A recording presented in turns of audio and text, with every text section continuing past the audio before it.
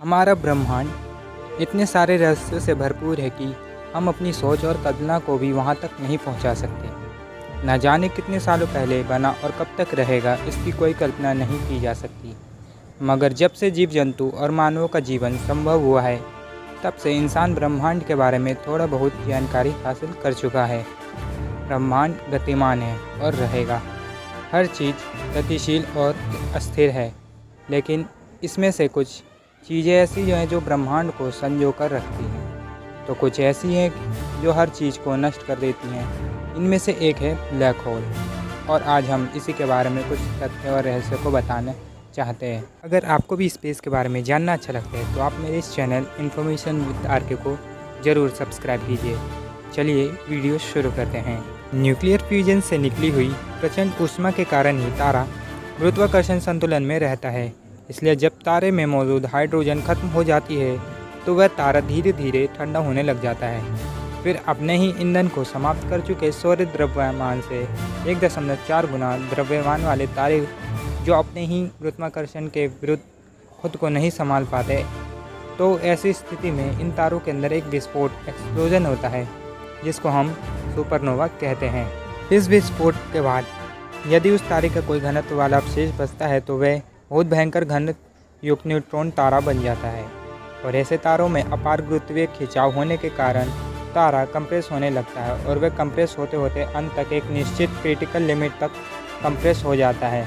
और इस अपार असाधारण कंप्रेस के कारण उसका स्पेस और टाइम भी डिफॉर्म हो जाता है, और अपने ही स्पेस और टाइम का अस्तित्व मिट जाने के कारण वह अदृश्य हो जाता है। और यही वह जिन्हें हम ब्लैक होल कहते हैं। ब्लैक होल के बारे में दुनिया के सामने सबसे पहले अपने विचार प्रोफेसर जॉन मिशेल ने 1783 में प्रकट किए थे। यह कैम्ब्रिज यूनिवर्सिटी में एक अध्यापक थे। उसके बाद 1796 में फ्रांस के एक साइंटिस्ट फेरी सैमोन ने अपनी किताब the system of the world में एक ब्लैक होल के बारे में विस्तार से जिक्र किया।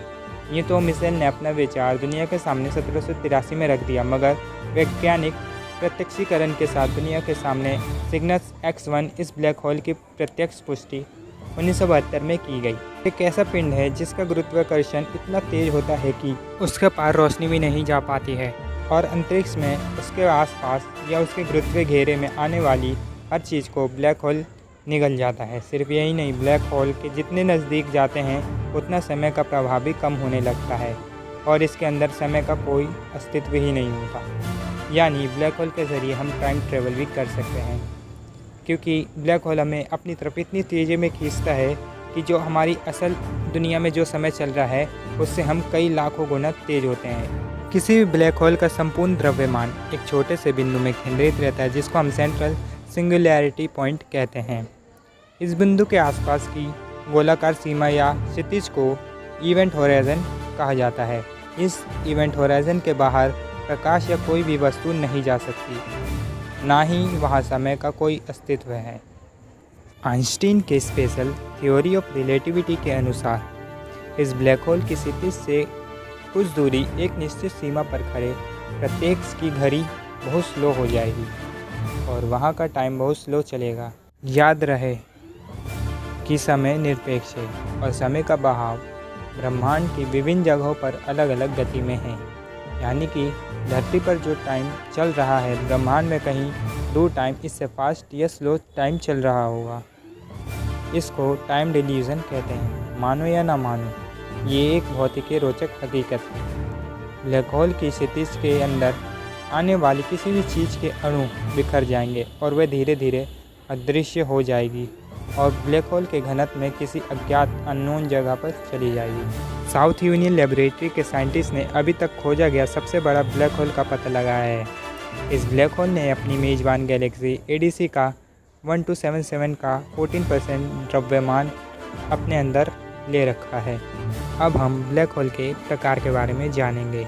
हमारे ब्रह्मांड में कई तरह के ब्लैक होल हो सकते हैं, लेकिन अभी तक साइंटिस्ट मुख्य रूप से 3 तरह के ही ब्लैक होल्स का पता लगा सके हैं। पहला है स्टेलर मास ब्लैक होल, ऐसा तारा जिसका द्रव्यमान हमारे सूर्य से कुछ गुना अधिक होता है, और ग्रेविटेशनल कंप्रेस के कारण वह अंततः ब्लैक होल बन जाता है। उसे स्टेलर मास ब्लैक होल कहा जाता है। दूसरा है सुपरमैसिव ब्लैक होल, ऐसे ब्लैक होल जिसका निर्माण आकाशगंगा के केंद्र में होता है और जिसका घनत्व बहुत ही अपार होता है और विशाल होता है, उनको सुपरमैसिव ब्लैक होल कहा जाता है। ऐसे ब्लैक होल का द्रव्यमान हमारे सूर्य से लाखों गुना अधिक होता है। हमारी गैलेक्सी के बीच में भी एक सुपरमैसिव ब्लैक होल है जिसका घनत्व हमारे सूर्य से लगभग 1 करोड़ गुना ज़्यादा है। तीसरा है प्रिमोर्डियल ब्लैक होल।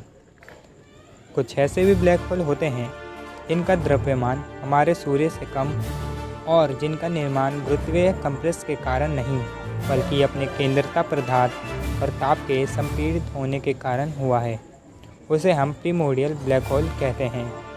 इसके बारे में साइंटिस्ट का मानना है कि इन छोटे ब्लैक होल का निर्माण ब्रह्मांड की उत्पत्ति के कारण हुआ होगा।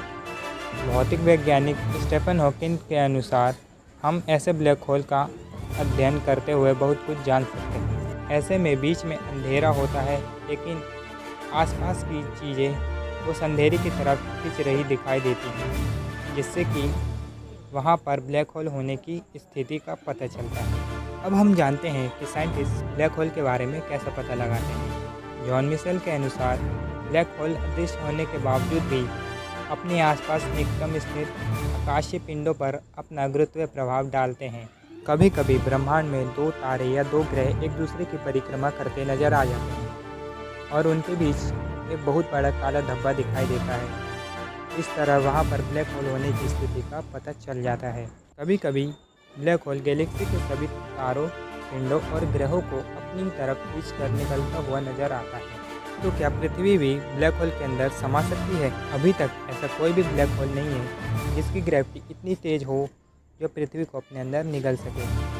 यदि कोई ब्लैक होल सूर्य के बराबर बड़ा हो जाए तो हमारी पृथ्वी उसके ऑर्बिट कक्ष में होगी, जैसे अभी सूर्य के कक्ष में, जिससे ब्लैक होल होने का पता चलता है। और कोई भी ब्लैक होल अपने गुरुत्वीय घेरे में आने वाली चीज़ों को ही निगल सकता है, उससे बाहर नहीं। तो मैं आशा करता हूँ कि आपको ब्लैक होल के बारे में जानकर अच्छा लगा होगा। अगर आपको अच्छा लगा तो आप मेरी इस वीडियो को कमेंट करें, शेयर करें, लाइक करें, सब्सक्राइब करें और बेल आइकन को ज़रूर प्रेस करें। तो वीडियो देखने के लिए धन्यवाद।